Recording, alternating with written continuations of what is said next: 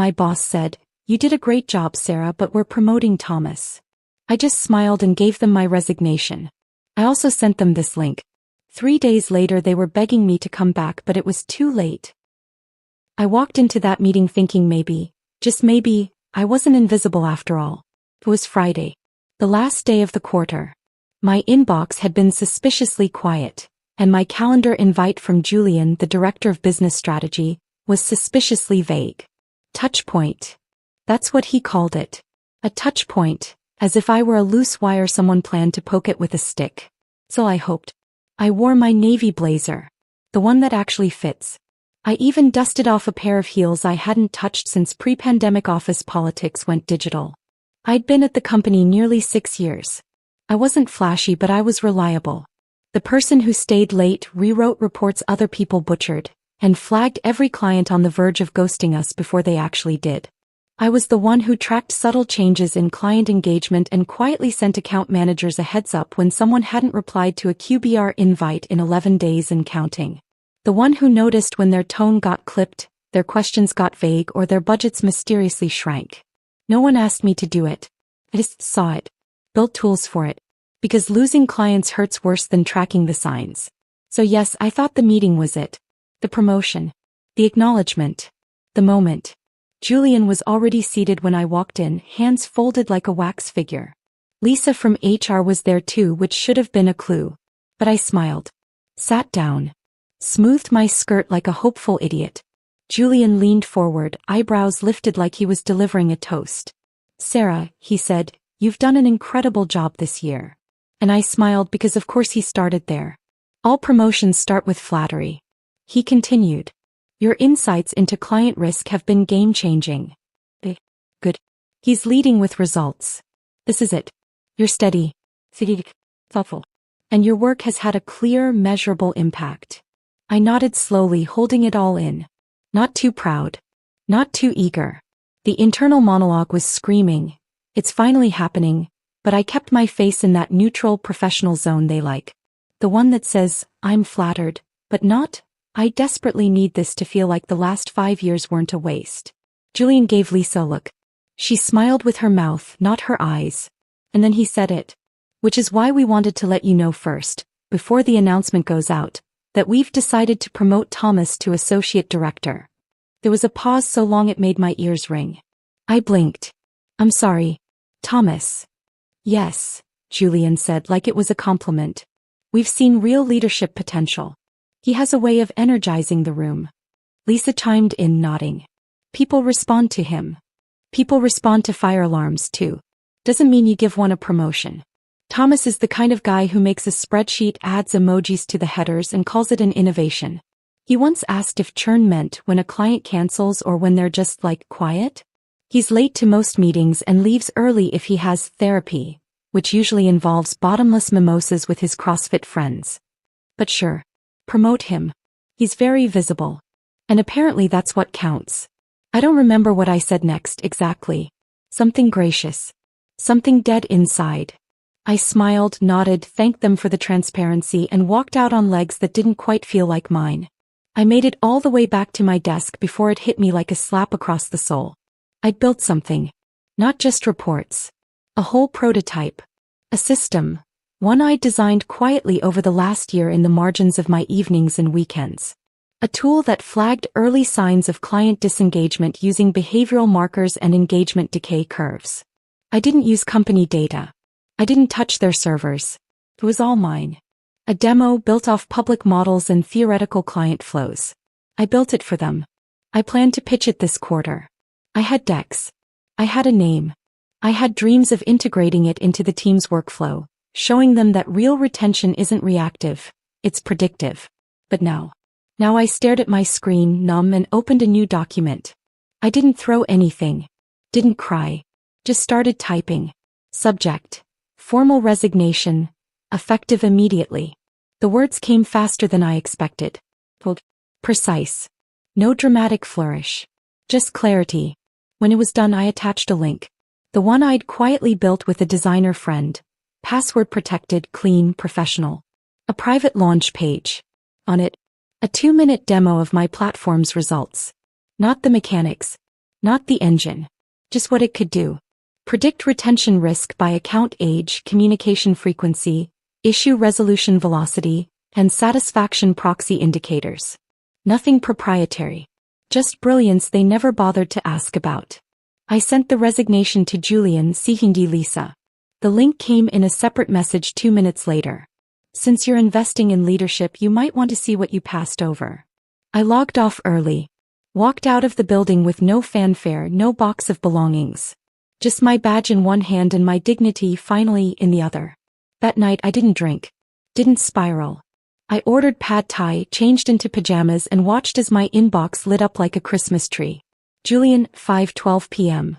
Saw your message. Please call me. We should discuss this. Lisa, 5:26 p.m. This came as a surprise. We'd love to schedule a conversation. Unknown, 6:41 p.m. Someone from a competitor. They'd seen the link. I didn't answer any of them. Instead, I watched my demo page hit double-digit views. Then triple. Then the first call came in, from someone I'd met once at a tech mixer, someone who actually listened when I spoke about early churn signals and predictive data modeling.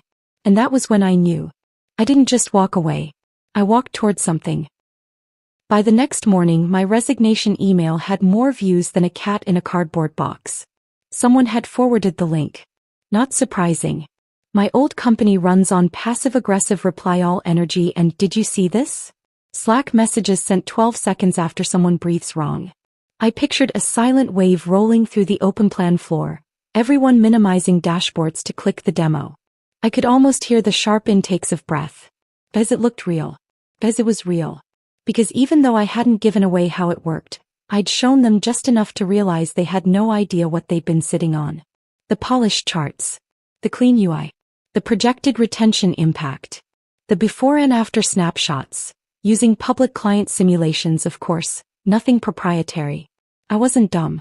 I'd spent 6 months making sure it couldn't be traced back to anything that would make legal twitch. Just impact. Just results. Just enough to say, you could have had this. I spent that morning sipping coffee in a hoodie while they quietly freaked out. At 9:17 a.m. I got a message from Daniel, one of the few product managers I actually liked. He said, "Did you seriously build that yourself?" I replied, "Not during work hours." He wrote back a single word. Damn. It felt good. Not smug. Not vindictive. Just correct.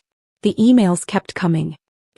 Julian, our SVP of strategy, who once told me I should soften the language in my performance review because it made me sound a little intense.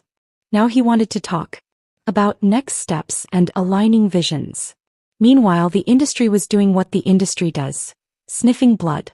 At 11:08 a.m. I got a message from a woman named Nyla at a firm I'd never heard of, one of those high-growth agencies with a name that sounded like a skincare brand. Turns out they'd seen my demo. Nyla asked if I'd be open to coffee and a conversation. I was. But I was also cautious. I'd just untangled myself from a place that praised me in private and passed me over in public. I wasn't about to hand this idea to another room full of smiling sharks. So I did what I never used to do. I asked for more. I sent Nyla a one-line reply. If we talk, I'd need to know up front this isn't just about hiring me. I'm looking for equity, autonomy, and platform ownership. She responded, "You're not the product, Sarah. Your system is. We want to back it." I stared at that message for a long time. Because here's the truth. I didn't build that prototype just to prove I could. I built it because I was tired. Tired of watching companies hemorrhage clients and blame it on morale.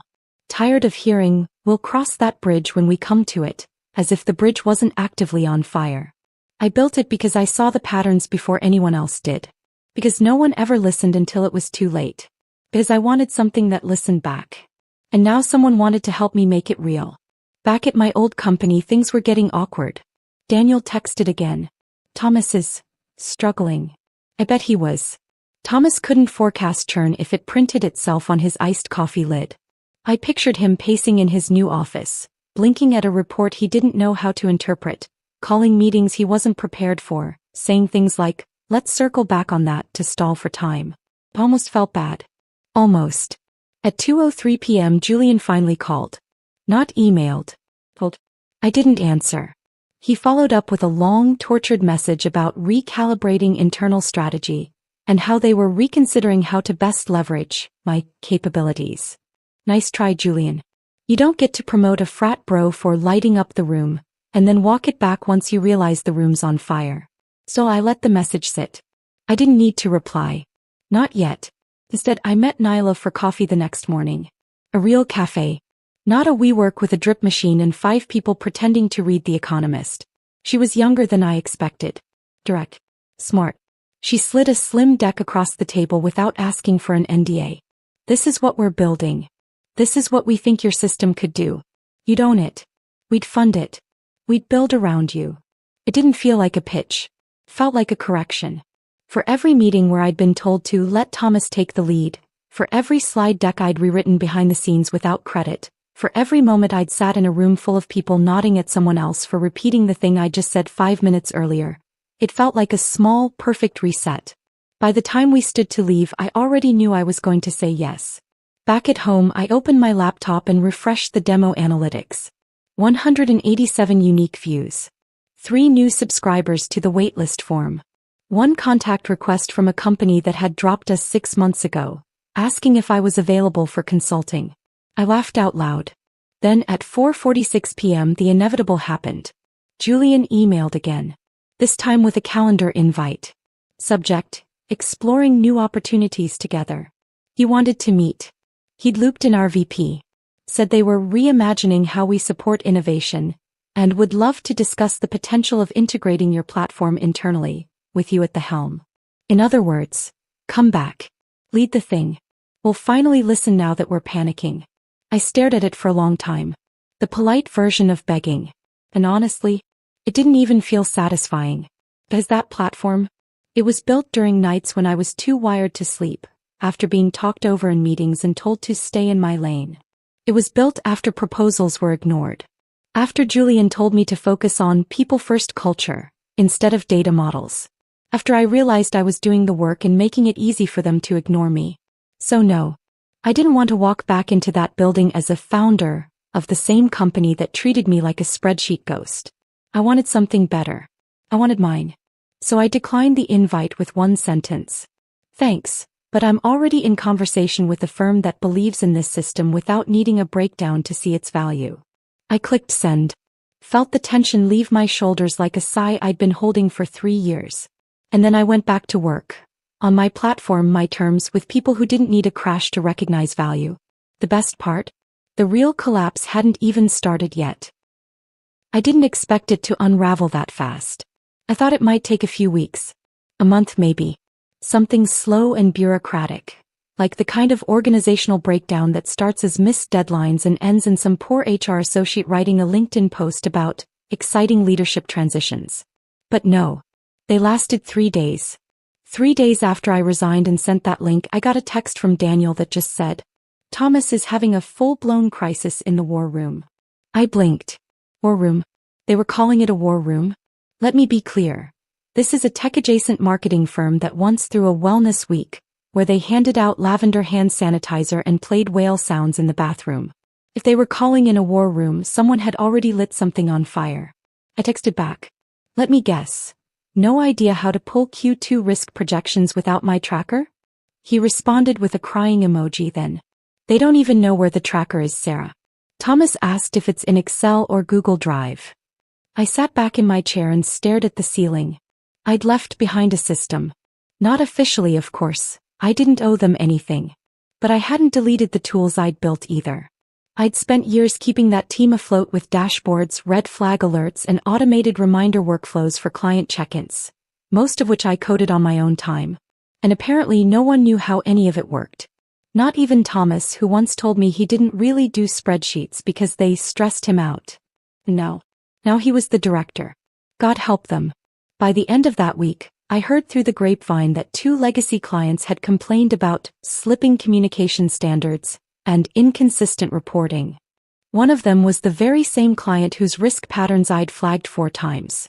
Once in an email Julian never opened, and 3 times in Slack messages that got ignored in favor of a GIF thread about Friday bagels. So yes, things were breaking. And they were breaking fast. Meanwhile, I was onboarding with Nyla's firm. Except, onboarding is the wrong word. I wasn't becoming an employee. I was becoming a partner. They moved quickly, faster than any place I'd ever worked. Within 48 hours of our coffee meeting, I had an offer letter. Within a week, I had a contract. Equity. Resources. A development team. A product manager who didn't blink when I explained conditional churn modeling using sentiment decay over time. He just said, "Cool. We'll sketch the logic tree tomorrow." I almost cried. On day 9 post-resignation, I got another email from Julian. Subject. Touchpoint opportunity. Body. Sarah, I understand you've moved on, but I'd still love to explore possibilities for collaboration. There may be a way to integrate your system into our existing structure, with you leading that initiative as a contracted partner. Translation. Please save us, but from the outside now, so we don't have to admit we screwed up publicly. I didn't respond. Mostly because I was in a planning session with Nyla, mapping out beta rollout phases and discussing pricing tiers. We had real funding, real deadlines, real momentum. And I realized, sitting in that glass conference room with a whiteboard full of acronyms and lines and sticky notes, that I felt something I hadn't felt in years. Respected. No one was trying to soften my language. No one was asking me to run my ideas past Thomas 4 tone. No one was calling me intense like it was a diagnosis. They just listened, and built, and let me lead. The final straw came 2 weeks later. A former client reached out. Not to them. To me. Subject. Are you consulting? It was short. Professional. Chilly even. They didn't say it outright, but I knew what had happened. Their account had slipped. The follow-ups weren't happening. Reports were wrong. They were noticing the gaps. The gaps were me. I responded with a link to my new company's waitlist form and a note that I wasn't available for private consulting but would be announcing something public soon. They replied, "Understood. Looking forward to it." That's when it clicked. It wasn't just that my old company hadn't seen my value. It's that they'd built their entire functionality around it, and still managed to convince themselves it wasn't worth acknowledging. They wanted the results without recognizing the source. And now the source had left the building. At 6:03 p.m. on a Monday, I got a final email from Lisa. It was longer, more formal, full of "We appreciate all your contributions, and we recognize the impact of your work, and we deeply regret how your departure unfolded." Then came the line that made me laugh out loud. "We'd like to offer you a senior-level consulting role with full ownership of your platform inside our structure. Should you be open to rejoining us in a new capacity?" Oh honey. I was halfway through a licensing deal with 3 clients, running a beta test with real-time engagement scoring, and finalizing a keynote outline for an upcoming tech panel. Come back. To that. To the place that gave a man with no email folders and a Giphy addiction a promotion over me? No thank you. I drafted a reply. Polite. Direct. "Hi Lisa. Thank you for the kind words. I'm currently leading full development and external licensing of my platform, so I won't be rejoining Westbridge in any capacity. Wishing you all the best as you navigate your transition. Warmly, the." I paused, reread it, then added one last sentence. "P.S. If you ever need help identifying early signs of client churn, I know a great tool for that." I hit send, closed the tab, and then I opened a new one, to approve the final UI mockups for our official launch. By the end of that month, we had 4 pilot clients, a social media manager, and a waitlist of companies asking if they could test drive our risk dashboard. Every time I heard Thomas now, it was in a whisper. Daniel told me he was still finding his footing, and mostly working remotely. Translation: hiding in his apartment waiting for the fire to burn out. Meanwhile, I had never felt more grounded. The thing that used to keep me up at night, proving my worth, was gone. As I had. Not with a speech. Not with a tantrum. Just with results. I used to think the worst feeling was being overlooked. It's not. The worst feeling is being depended on by people who refuse to admit they depend on you. But the best feeling? Walking away with everything you built still in your hands, and realizing no one can take it from you now. I thought the worst was over. No lawsuits. No client drama. My inbox was calm.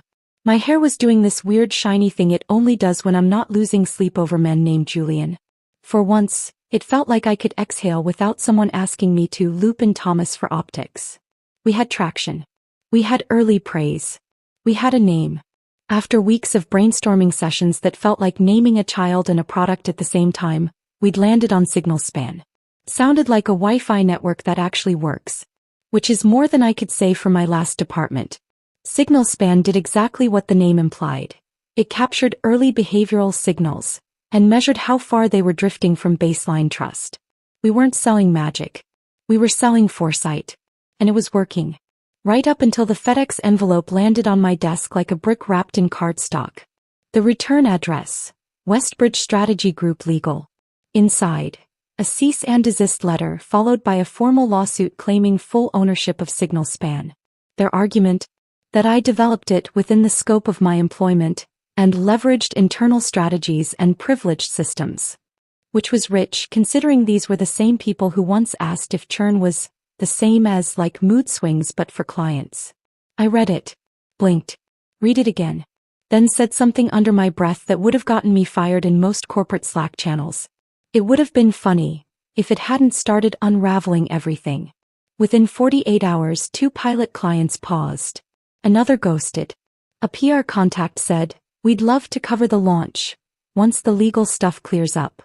I hadn't felt this invisible since my 3rd performance review where the word quietly reliable was used like a personality disorder. Nyla tried to rally the team but I could see the worry in her eyes. Our dev lead asked if we needed to rebrand the algorithm, which is adorable when you realize how little startups know about how lawsuits work. And for a moment I really did think about folding. Not because they were right, but because fighting them would cost more than just money. It would cost focus. It would cost momentum. And it might cost me the thing I built. Then I opened my archive drive. Turns out anxiety has perks. One of them is saving everything. Build logs. File metadata. GitHub commit history. Screenshots with timestamps. All of it stored on my personal laptop at night, while the rest of my former team was at company happy hour discussing the ROI of ping pong tables. Then came the receipts. Slack threads from Julian like this gem. This feels a little too technical for what we're trying to be. Let's table it. Not sure clients want forecasting. Focus on chemistry. And then my favorite. We didn't ask for this. She built it on her own. That one wasn't even from me. That was from the CTO. In a thread I'd never been included in. Someone else had been. An anonymous former colleague sent me a file full of screenshots. Internal Slack messages from leadership after I left, talking about how they knew the tool was mine, and wondering if legal could massage the ownership narrative. Sure. And maybe Santa can ghostwrite the terms and conditions. I sent it all to Evan, my lawyer. He read through everything then looked at me. "We're countersuing," he said. "Defamation, interference, and corporate gaslighting." Okay, he didn't say that last one. But the tone was there. The months that followed were a surreal mix of courtroom drama and corporate spin.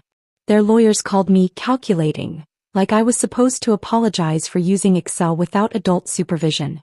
They accused me of strategically timing my resignation, because God forbid a woman quit after a man gets promoted for breathing in meetings. I testified. Evan presented the logs, the calendar entries, the Git history, the Slack messages. We showed build times like 11:43 p.m. on a Saturday, labeled things like version 2.4 draft because Jesus Christ, this is getting good. And still they doubled down. Right up until the final hearing. The judge read the case. Asked the kind of questions that made their lead counsel shift in his seat like a kid who forgot to study. Then she took a long pause. And ruled. SignalSpan was mine. All of it. The lawsuit was dismissed with prejudice. The defamation claim was upheld. And in one perfect sentence she called their actions deliberate attempts to weaponize internal ambiguity after knowingly rejecting the work. We won. Fully. Publicly. Permanently. The press pounced. Tech blogs called it a wake-up call for corporate IP abuse. One headline read, "Startup founder wins IP lawsuit after company tries to claim the innovation they ignored." Another ran with, "Westbridge execs resign amid legal scandal and public backlash." It would have been a victory lap if it weren't followed by the real kicker. A month later, Westbridge quietly filed for bankruptcy. Apparently, clients don't love it when you try to sue your former employee and lose publicly. Their biggest accounts fled. Board members distanced. And the brand, once praised for its people-first values, was now synonymous with tried to steal from their own staff. Tragic. Meanwhile, SignalSpan bounced back hard. Every paused client returned. And a new one, a Fortune 100 firm that had been circling for weeks, signed a multi-year deal without blinking. The email read, "We're investing in the platform, sure. But mostly we're investing in the woman who fought for it." We popped champagne. I framed the cease and desist letter and hung it next to the quote Julian once gave me during a one-on-one. "Sarah's just really into data. I'm more of a vibe guy." Except my vibe now had revenue. If you've stuck with me this far, here's the part that matters. They didn't believe in what I was building. They told me I was too focused, too technical, too intense. They ignored it, then tried to steal it, and failed because I had the receipts. So build your thing. Save your work. Track your time. And when they come for what you made, don't panic. Just smile. And meet them in court, with version history. So, that's how it ended. They tried to claim what they once ignored. And when that didn't work, they tried to break me in court. But they lost. Because I didn't back down. Because I had the proof. Because this time I chose myself, and I'd do it again. Now I want to know what you think. Did I do the right thing walking away? Was it fair to fight back this hard? Let me know in the comments. And if this story hit something in you, don't forget to subscribe.